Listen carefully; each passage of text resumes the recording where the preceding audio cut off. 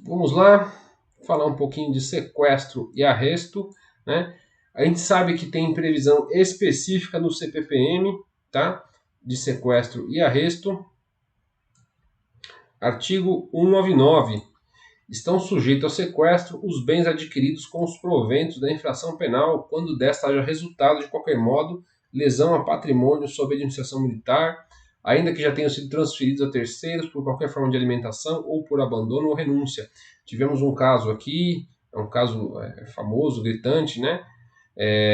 O caso do coronel Adriano, já não é mais coronel, já foi expulso da polícia, que ele trabalhava, né, numa sessão de licitações aí no prédio do Comando Geral, e vários desvios, né, e esse oficial aí, então tivemos um caso, né, de um oficial que fez isso aí, né, e aí ele ganhou, né, fraudando licitações, ele teria ganhado uma fortuna e comprando várias residências, né, imóveis, um valor até de 1 milhão, e aí um desses imóveis foram sequestrados, né, inclusive quando ele ficou sabendo, ele transferiu para outras pessoas, né, a gente tem para familiares, então aqui tem até notícia na página da Folha, né, Tenente Coronel José Afonso Adriano Filho, suspeito de chefiar esquema de fraudes no Comando Geral da Polícia Militar de São Paulo, foi preso na manhã de quarta-feira, na operação da Corregedoria da Corporação.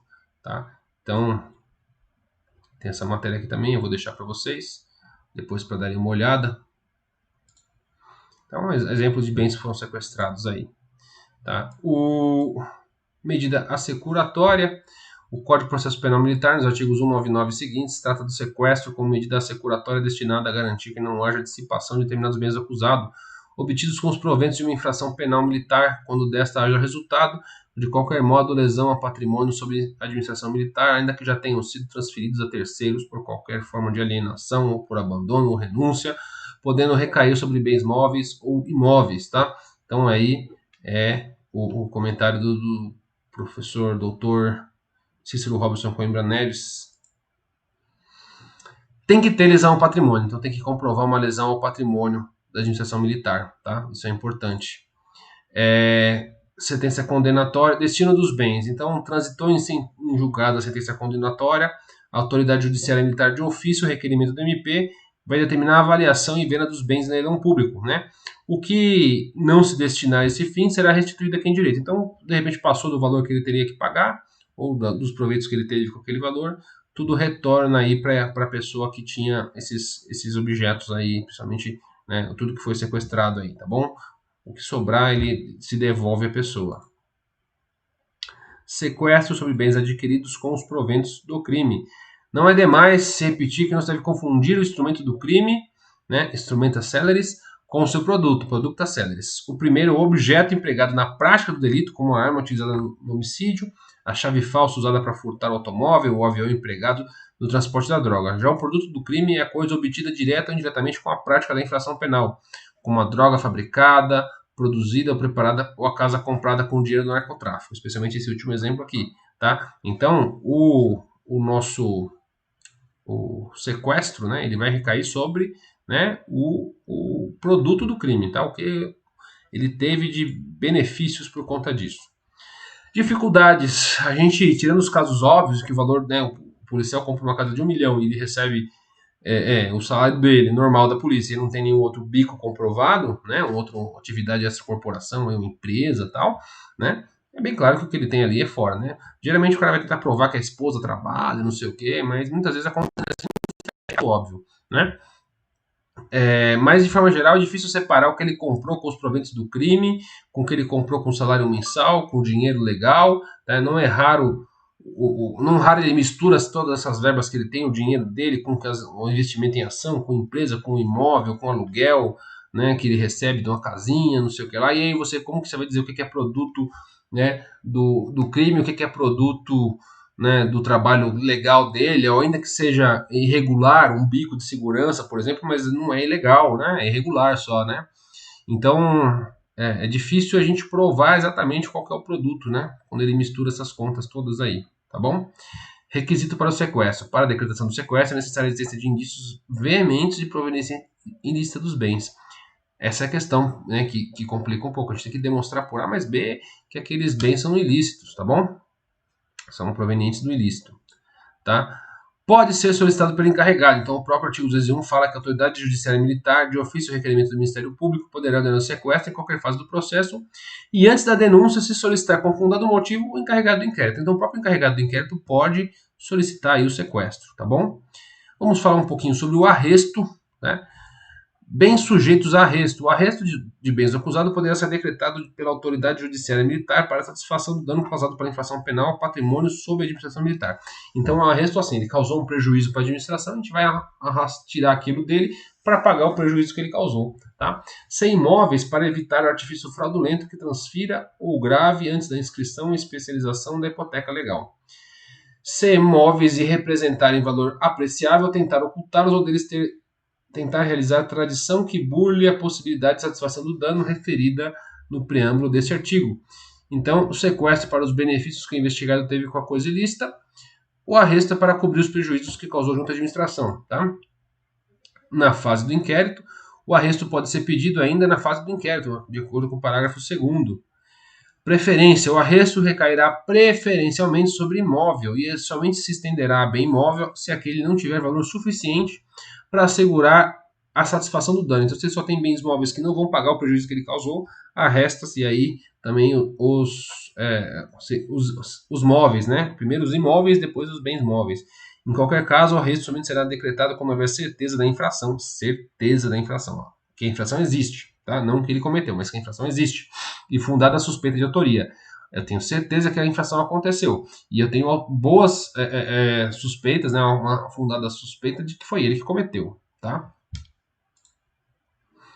Bens insuscetíveis de arresto. Não é permitido arrestar bens que, de acordo com a lei civil, sejam insuscetíveis de penhora ou de qualquer modo signifiquem conforto indispensável ao acusado e à sua família. Então, o código pensou na família do policial e do militar. Artigo 833 do Código de Processo Civil diz que são impenhoráveis, essa é a lei que ele se refere. Bens inalienáveis e declarados por ato voluntários não sujeitos à execução. Os móveis pertencentes às utilidades domésticas que guarnecem a residência do executado, salvo os de elevado valor ou que ultrapassem as necessidades comuns correspondentes ao médio padrão de vida. Então, se ele tem uma super bicicleta ergométrica de 6 mil reais, 8, 10, 20 mil reais, né, você não precisa dar bicicleta ergométrica para sobreviver. Agora, os bens de cozinha, não, tudo bem, todo mundo pode ter uma lava-roupa, uma geladeira, você não vai prender isso aí, tá? Não vai arrestar isso aí. Vestuário, pertence de uso pessoal, né, salvo ser de elevado valor, que ele de repente tem um vestido, né, de que custa 50 mil reais, de que ele usou na festa de casamento dele, né? Tudo bem, esse vestido pode ser pego. Agora as outras roupas, não. Os vencimentos, os subsídios, os soldos, os salários, as remunerações, os proventos de aposentadoria, pensões, os pecúlios e os montepios, bem como as quantias recebidas por liberalidade de terceiro destinadas ao sustento do devedor e sua família e os ganhos do trabalhador autônomo e os honorários de profissional liberal. Então, o que ele ganha honestamente, praticamente aí, né, ele pode manter. Livros, máquinas, ferramentas, utensílios, instrumentos ou outros bem móveis necessários ou úteis ao exercício da profissão do executado. De repente ele tem um computador que ele usa para fazer um trabalho, se ele for um advogado, por exemplo, aposentou e virou advogado, por exemplo, né? Não vai prender o computador dele. Seguro de vida, materiais necessários às obras em andamento, então de repente ele comprou um material de construção, você não vai prender isso aí. Pequena propriedade rural, assim definida de rei, desde que trabalhada pela família, se ele tem uma família trabalhando na propriedade rural, não vai apreender essa propriedade. Os recursos públicos recebidos por instituições privadas para aplicação compulsória em educação, ele recebe alguma coisa nesse sentido aí, saúde, assistência social. A quantia depositada em caneta de poupança até o limite de 40 salários mínimos, então segura 40 salários mínimos, o que passar disso você pode arrestar. Os recursos públicos do fundo partidário recebidos por partido político, tá?